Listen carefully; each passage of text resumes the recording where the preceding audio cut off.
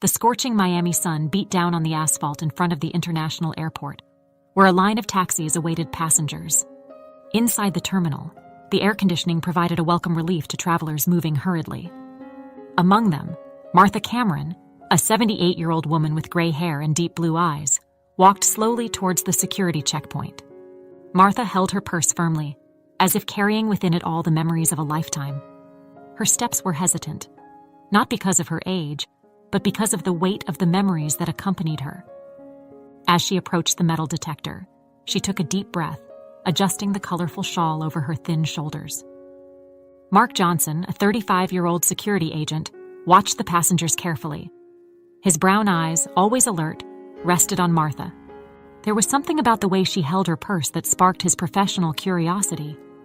Beside Mark, Lisa Chen, his 32-year-old partner, noticed the subtle change in her colleague's posture. Lisa, she thought, let's keep an eye on that lady. Martha placed her purse on the conveyor belt and passed through the metal detector. The shrill sound of the alarm echoed through the lobby, causing all eyes to turn to her. The elderly woman seemed to shrink, her eyes wide with surprise and apprehension. Mark approached gently. "Ma'am, could you come with me, please? We need to check your bag." Martha's hands trembled slightly as she followed Mark to a reserved area. Lisa followed them, carrying the elderly woman's bag. The tension was palpable in the air. Mark carefully opened Martha's purse, while Lisa watched intently. Among meticulously folded clothes and a few personal belongings, the agent found an old, gold-ornate pocket watch. Martha, her voice choked with emotion, explained, "This watch, it's all I have left of my dear Michael, my grandson. He disappeared so long ago." Lisa, touched by the evident pain in the woman's voice, gently asked, "Can you tell us more about him, Martha?" Tears began to form in Martha's eyes as she spoke. "I raised him since he was little, as if he were my own son. He was so brilliant, so full of life. This watch was his treasure, passed down from generation to generation in our family." Intrigued, Mark examined the watch more closely. Carefully, he opened the back compartment, revealing something unexpected. A small, bright stone, a deep and hypnotic blue. "Martha, what's that?"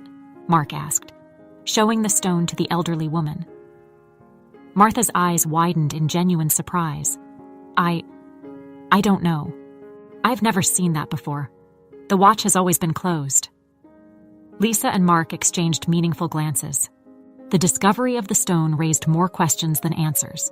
The mystery behind Michael's disappearance and the origin of the precious stone began to unravel, promising to reveal long-buried secrets. As the Miami sun continued to shine inside the airport, the fate of Martha and her unknown grandchildren began to intertwine in ways none of them could have imagined. The Miami airport security office buzzed with unusual energy that afternoon. Mark Johnson and Lisa Chen, still intrigued by the discovery in Martha's watch, leaned over their computers, immersed in an investigation that promised to be far more complex than they had initially imagined. Lisa, her eyes fixed on the screen, let out a sigh of frustration. "Mark, you won't believe this. This stone. It's not just any ordinary gem. I'm seeing reports here about a rare stone, known as the Ocean's Tear. The trade of it is strictly prohibited." Mark leaned over to see Lisa's screen, his face a mixture of surprise and concern. How did that end up in an elderly woman's watch? And what does it have to do with her missing grandson?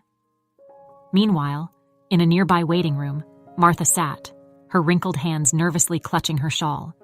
Her thoughts wandered to Michael, the grandson she had raised and loved like a son. Memories flowed like a river of emotions. Michael's mischievous smile as a child, his fierce determination as a teenager, and the sparkle in his eyes when he talked about his dreams. Martha whispered to herself, the words barely audible. "Michael, my dear, where are you?" "What happened to you?" Back in the office, Mark and Lisa continued their investigation. Lisa, following an intuition, began to research diamond mines in the region. Her fingers flew across the keyboard, opening window after window of information. "Mark, look at this," she exclaimed, pointing to the screen. "Oh, there are reports of an unauthorized diamond mine, about 200 kilometers from here. The descriptions of the stones found there match our Ocean's Tear." Mark's eyes widened at the revelation. Lisa, do you think Michael might be involved with that mine? Maybe he hasn't disappeared. What if he's been hiding? Lisa nodded slowly, the pieces of the puzzle beginning to fit together in her mind. It makes sense. If he discovered that mine, he might be waiting for it to be legalized to explore the stones legally. But why leave such a valuable clue with his grandmother? At that moment, a colleague rushed into the room holding a file. Guys, you need to see this. We found records of a Michael Cameron, who legally changed his name 5 years ago. The address is just a few hours from here. Mark's heart raced. This could be our guy. Lisa, I think we need to make a surprise visit. Lisa agreed, but her gaze turned to the room where Martha was waiting. And what about Mrs. Cameron? What do we tell her? Mark ran his hand through his hair, thoughtfully. For now, nothing. We can't give her false hope. Let's investigate first and be sure of what we're dealing with. As the agents prepared for their impromptu mission, Martha remained in her silent wait, unaware that she was about to be reunited not only with one, but with 3 grandsons she didn't even know existed. Fate, in its mysterious wisdom, was about to reveal long-buried truths, promising to heal old wounds and unite a family fragmented by time and circumstance. The morning sun had barely touched the horizon when Mark and Lisa departed from Miami towards the discovered address. The car cut through the silent road, loaded with expectations and unanswered questions. Lisa, at the wheel, broke the tense silence. Mark, have you ever stopped to think about what we're going to say when we get there? What if it really is him? Mark looked out the window, watching the landscape pass in a blur. Honestly, Lisa, I have no idea. How do we explain that we've been digging into his life because of a stone and a watch? The rest of the journey passed in a contemplative silence, each lost in their own thoughts about what awaited them. Hours later, they arrived at a small property on the outskirts of a quiet town. A modest house stood in the center of the land, surrounded by a well-kept garden. Mark and Lisa exchanged nervous glances before getting out of the car. They approached the door, their hearts racing. Mark took a deep breath and rang the doorbell. Seconds that seemed like an eternity passed until the door opened. A middle-aged man with graying temples and eyes that carried the weight of many secrets appeared. His cautious gaze swept over the 2 agents before landing on Mark's badge. Can I help you? The man's voice was calm, but with a slight tremor of apprehension. Mark stepped forward. Mr. Cameron. Michael Cameron. The man visibly paled, his hand tightening on the doorknob. Who are you? What do you want? Lisa intervened, her voice soft and reassuring. Mr. Cameron, we're here because of your grandmother, Martha. She's fine, but we found something we believe you left for her. Michael's eyes widened at the mention of Martha, a mixture of love and pain crossing his face. Grandma? She's okay? Mark nodded. She is. In fact, she never stopped looking for you. Michael, can we come in? We have a lot to talk about. Hesitantly, Michael opened the door wider, allowing them to enter. In the modestly furnished living room, they sat down, the air heavy with unasked questions. Michael, his voice choked, began. I never meant to hurt her. You don't understand, I had to disappear. It was the only way to protect her. To protect everyone. Lisa leaned forward. Protect her from what, Michael? He sighed deeply, decades of secrets weighing on his shoulders. From the truth about the mine, about the stones. I discovered something that could change lives, but also attract the wrong kind of attention. My partner, he wanted to exploit everything illegally. I refused. Michael's words triggered a series of revelations. He told of the betrayal, the threats, and his decision to disappear to protect his family while working to legalize the mining of the stones. Mark and Lisa listened, absorbing every detail, their professional minds connecting the dots of the investigation. But it was a photo on the shelf that caught Lisa's attention, making her heart leap. Michael, who are these children in the photo with you? Michael looked at the image, a sad smile playing on his lips. My younger brothers. Twins. They were given up for adoption soon after they were born. Our mother died in childbirth. And our father, well, he wasn't in a position to raise 3 children alone. Shock hit Mark and Lisa like a lightning bolt. They looked at each other, a sudden and overwhelming realization taking over them. Mark, his voice trembling, asked, "Michael, what? What was your mother's name?" Michael, confused by the sudden question, replied, Sarah Johnson." "Why?" The silence that followed was deafening. Lisa, with tears in her eyes, finally spoke. "Michael, my maiden name, is Lisa Johnson. And Mark finished, his voice barely above a whisper. "I'm Mark Johnson." Recognition hit Michael like a wave, his eyes widening in incredulous understanding.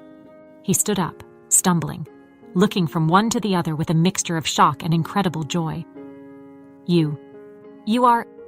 Mark and Lisa nodded, tears now streaming freely down their faces. "We're your brothers, Michael." What followed was a moment of pure and raw emotion.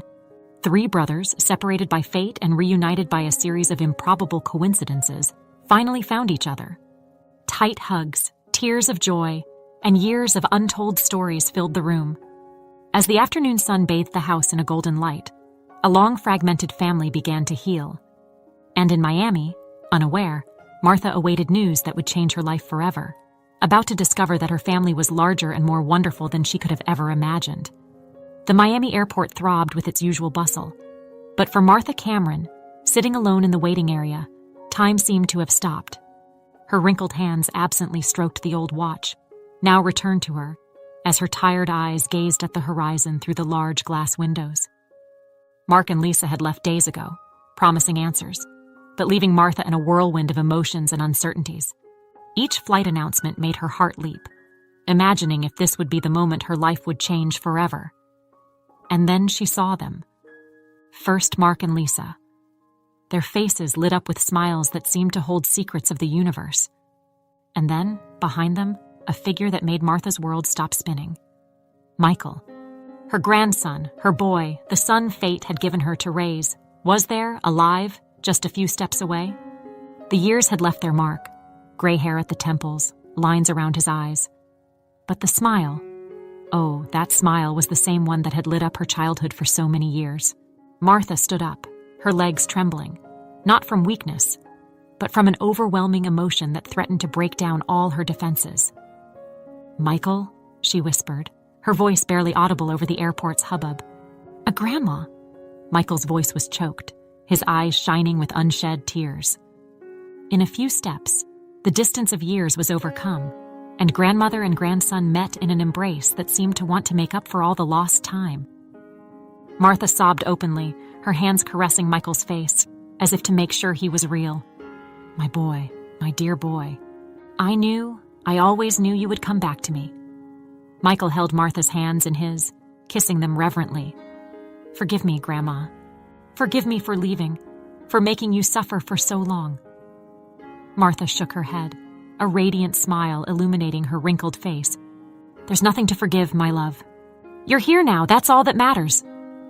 Mark and Lisa watched the scene, their own tears falling freely. Martha, noticing their presence, extended a hand to them. "Thank you, my dears. Thank you for bringing my Michael back." It was then that Michael, taking a deep breath, took the hands of Mark and Lisa, pulling them closer. "Wait, Grandma, there's more, much more. Mark and Lisa. They're not just the angels who brought me back. They're family. Our family." Martha's eyes widened, confused. "What do you mean, Michael?" Lisa stepped forward, her voice soft and emotional. "Mrs.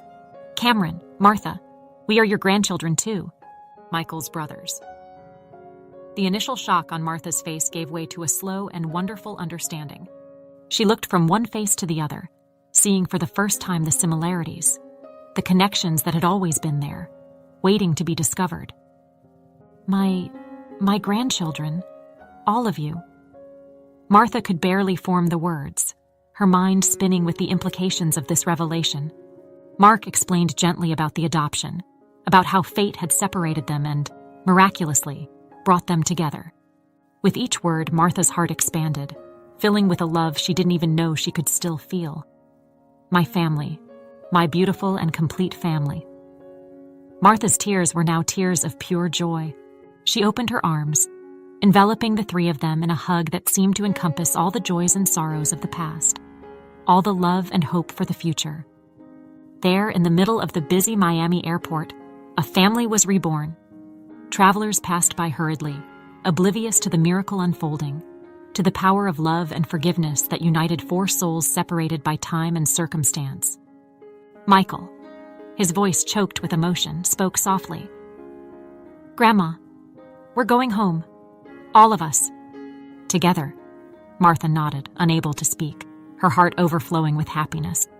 She looked at her grandchildren, Michael, the boy she had raised, Mark and Lisa, the angels fate had sent, and knew, with a certainty that came from the depths of her soul, that she was finally complete.